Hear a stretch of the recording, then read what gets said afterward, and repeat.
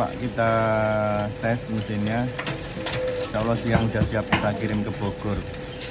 Ini hasilnya untuk pisau pertama pencacah, kita bikin kotak dulu.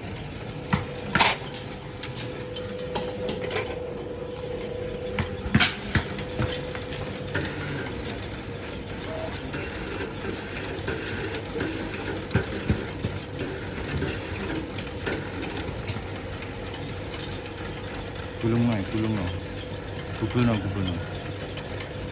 Nah ini Pak digulungkan ke situ Pak ya, biar limbahnya itu nanti ketarik.